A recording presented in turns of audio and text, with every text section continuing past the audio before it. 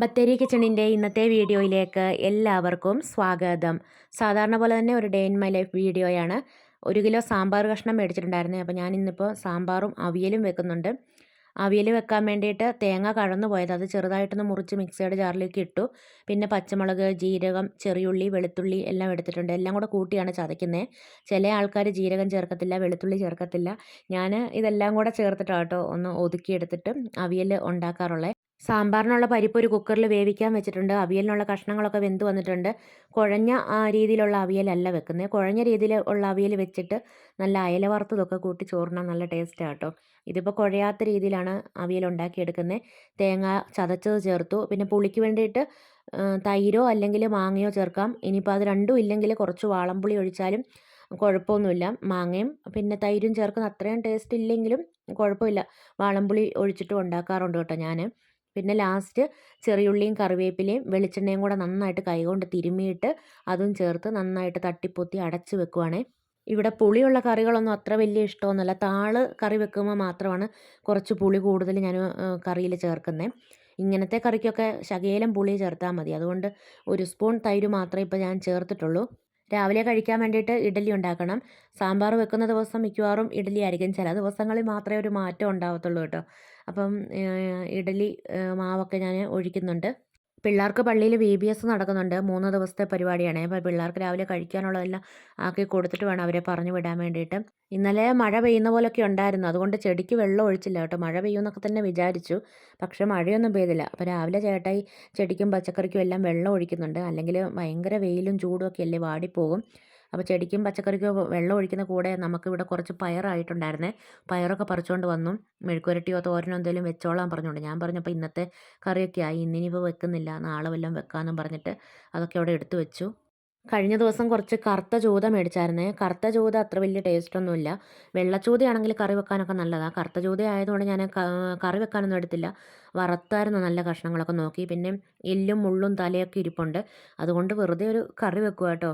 അത് മുളകിട്ട് വെച്ചാൽ ഒട്ടും ടേസ്റ്റ് ഉണ്ടാകത്തില്ല. അതുകൊണ്ട് കുറച്ച് തേങ്ങ അരച്ച് കറി വെക്കാമെന്ന് വിചാരിച്ചിട്ട് മൺചട്ടിയിൽ എണ്ണ ഒഴിച്ച് ഉലുവയൊക്കെ പൊട്ടിച്ചു. പിന്നെ ചെറിയുള്ളി, പച്ചമുളക്, കറിവേപ്പില, ഇഞ്ചി, വെളുത്തുള്ളി എല്ലാം കൂടെ ചേർത്ത് വഴറ്റിയെടുക്കുന്നുണ്ട്.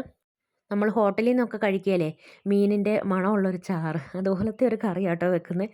വിരുന്നുകാർക്കൊന്നും കൊടുക്കാനൊന്നും കൊള്ളത്തൊന്നുമില്ല. നമുക്ക് വീട്ടിലേക്ക് ഒരു കറിയായിട്ടൊക്കെ ഉപയോഗിക്കാനൊക്കെ കൊള്ളും. വലിയ കുഴപ്പമൊന്നുമില്ല. ഹോട്ടലിൽ നിന്നൊക്കെ കിട്ടുന്ന ആ ഒരു മീൻ കറിയുടെ ടേസ്റ്റാണ് കേട്ടോ. പിന്നെ കുറച്ച് ഉപ്പും കൂടി ഇട്ട് കൊടുക്കുന്നുണ്ട്.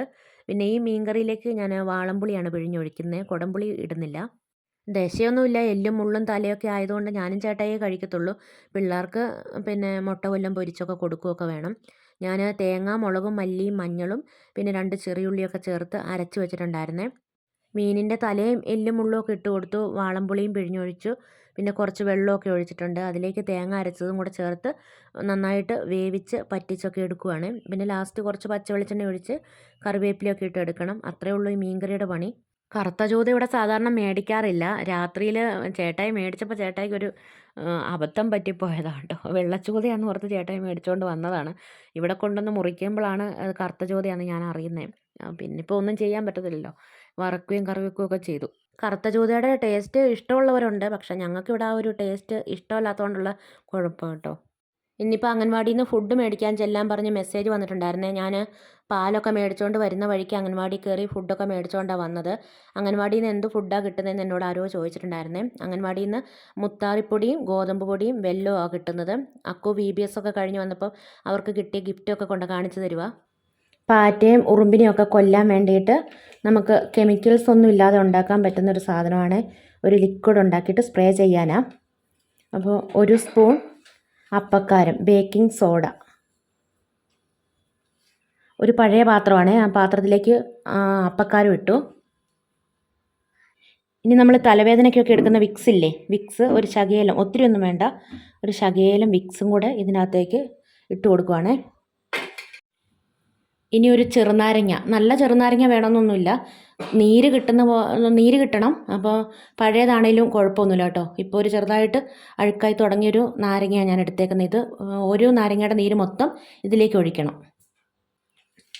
ഈ നാരങ്ങ നീര് ഒഴിക്കുമ്പോൾ ഇങ്ങനെ പതഞ്ഞ് വരുവേ. അപ്പക്കാരമൊക്കെ ഇട്ടിട്ടുള്ളതല്ലേ, അതുകൊണ്ട്. അപ്പോൾ 2 കഷ്ണം ഉണ്ടല്ലോ, അത് രണ്ടും പിഴിഞ്ഞ് ഒഴിച്ചു കൊടുക്കുക. ഇത് കഴിഞ്ഞിട്ട് ഇതിലേക്ക് ഇളം ചൂടുള്ള വെള്ളം ഇനി ഒഴിക്കേണ്ടത്. ഇളം ചൂടുള്ള 1 ഗ്ലാസ് വെള്ളവും കൂടി ഒഴിച്ചിട്ട് ഇതൊന്ന് മിക്സ് ആക്കിയിട്ട് സ്പ്രേ ബോട്ടിലാക്കി സ്പ്രേ ചെയ്യണം. രാത്രിയിൽ അടുക്കളയിലെ പാത്രങ്ങളൊന്നും കൂട്ടിയിടാൻ പാടില്ല. അടുക്കളയിലെ പാത്രങ്ങളെല്ലാം കഴുകി സിങ്കൊക്കെ വൃത്തിയാക്കി ഇടണം. അതുപോലെ തന്നെ സ്റ്റോർ റൂമും നല്ല വൃത്തിയാക്കിയൊക്കെ ഇടണം. എന്നിട്ട് ഇതുപോലെ ഈ സ്പ്രേ ഉണ്ടാക്കിയിട്ട് അരിച്ചെടുക്കണേ. എന്നിട്ട് ഇത് സ്പ്രേ ചെയ്താൽ മതി. ഈ വിക്സ് ഇങ്ങനെ ഒന്ന് വെള്ളത്തിൽ മിക്സാക്കി എടുക്കണം. സ്പൂൺ കൊണ്ട് ഇങ്ങനെ ഈ സൈഡിൽ ഇങ്ങനെ വെച്ച് ഇങ്ങനെ ഉടച്ചുടച്ച് മിക്സാക്കി എടുത്താൽ മതി. പാറ്റയും ചെറുകീടങ്ങളെല്ലാം പോകാൻ വേണ്ടിയിട്ട് നല്ലതാണ് ഈ ഒരു മരുന്ന്. ഞാൻ ഈ പാത്രമൊക്കെ വെക്കുന്ന ഈ ഒരു സ്റ്റാൻഡ് ഉണ്ടല്ലോ, അത് ഇങ്ങോട്ടൊന്ന് വലിച്ച് മാറ്റിയിട്ട് ഇവിടെ കുറച്ച് സ്പ്രേ ചെയ്യുവാണ്. ഈ വശത്തൊക്കെ പാറ്റ ഒരുപാട് വരുന്ന സ്ഥലം, അവിടെ ഞാൻ പാറ്റ ഗുളിക ഒരെണ്ണം ഇട്ടിട്ടുണ്ടായിരുന്നു. പാറ്റ ഗുളികയേക്കാളും നല്ലതാണ് ഈ ഒരു സ്പ്രേ. പിന്നെ സിങ്കിൻ്റെ അടിവശത്തും കബോർഡിൻ്റെ അടിവശത്തും ഒക്കെ ആയിട്ട് ഞാൻ ഈ സ്പ്രേ ചെയ്ത് കൊടുക്കുന്നുണ്ട്. പാറ്റ ഗുളികയൊക്കെ ആകുമ്പോൾ നമുക്ക് പിള്ളേരുള്ള വീട്ടിൽ എല്ലാ സ്ഥലത്തും കൊണ്ട് ഇടാനൊക്കെ പറ്റുകയില്ലല്ലോ. ഇവിടെയും കുഞ്ഞിപ്പെണ്ണ് കാണാത്ത സ്ഥലങ്ങളിലൊക്കെയാണ് ഞാൻ പാറ്റ ഗുളികയൊക്കെ ഇടുന്നത്. ഇതാകുമ്പോൾ പേടിക്കൊന്നും വേണ്ട, നമുക്ക് ഇടയ്ക്കിടയ്ക്ക് സ്പ്രേ ചെയ്ത് കൊടുത്താൽ മതിയല്ലോ. ബെർത്തിൻ്റെ മുകളിലൊക്കെ നമ്മൾ കുറേ സാധനങ്ങളൊക്കെ എടുത്ത് വെച്ചിട്ടുണ്ടാവുമല്ലോ, അവിടെയൊക്കെ ഇങ്ങനെ സ്പ്രേ ചെയ്ത് കൊടുത്താൽ നല്ലതാണ്. അതുപോലെ സ്റ്റെയറിൻ്റെ അടിയിലൊക്കെ ഇവിടെ സാധനങ്ങളൊക്കെ എടുത്ത് വെച്ചിട്ടുണ്ട്, അവിടെയൊക്കെ ഞാൻ ഇതിങ്ങനെ സ്പ്രേ ചെയ്യുകയാണ് ചെയ്യുന്നത്. കളിക്കുന്ന സാധനങ്ങളെല്ലാം എടുത്ത് വെക്ക്.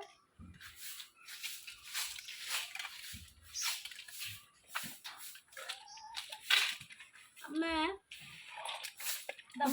അമ്മേ ഇത് വെണ്ടേന്റെ വിത്താ? വെണ്ടയുടെ വിത്ത.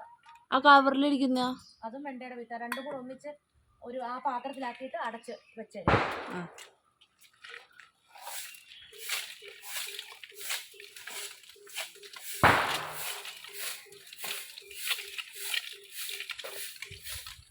അപ്പൊ പുറത്തിരിക്കുന്ന പഴയ അലമാരിയില്ലേ, അതിനകത്തേക്ക് വെച്ചോട്ടോ.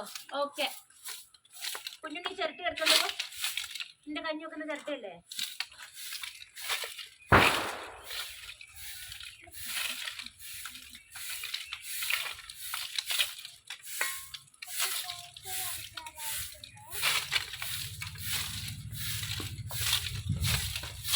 കഴിഞ്ഞ ദിവസം ടൗണിൽ പോയപ്പോൾ കണ്ടൊരു കാഴ്ചയാണ്. ഒരു പട്ടിക്കുട്ടിയെ ഒരു കവറിലൊക്കെ ഇട്ടിട്ട് അവർ ബസ് കാത്ത് നിൽക്കുക.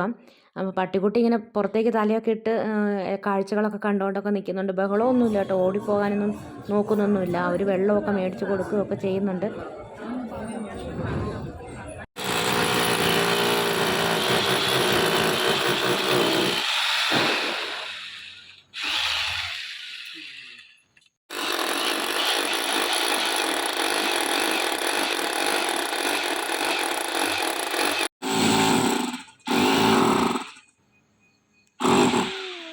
നമ്മുടെ ഇവിടെ അയ കെട്ടാൻ വേണ്ടിയിട്ട് ടെറസിൻ്റെ മുകളിൽ കമ്പി വെക്കാൻ വേണ്ടിയിട്ട് അതൊക്കെ മേടിച്ചെല്ലാം ശരിയാക്കി വെച്ചിട്ട് കുറേ ദിവസങ്ങളായി.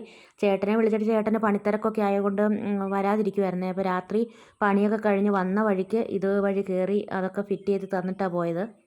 അപ്പോൾ ഇന്നത്തെ വീഡിയോയും വിശേഷങ്ങളൊക്കെ ഇവിടെ നിർത്തുകയാണ്. വീഡിയോ കണ്ട് ഇഷ്ടമാവുകയാണെങ്കിൽ സബ്സ്ക്രൈബ് ചെയ്യാനും ലൈക്ക് ചെയ്യാനും ഷെയർ ചെയ്യാനും കമൻറ്റ് ചെയ്യാനൊന്നും മറന്നു പോകരുതേ. നാളെ പുതിയൊരു വീഡിയോയുമായി നമുക്ക് വീണ്ടും കണ്ടുമുട്ടാം.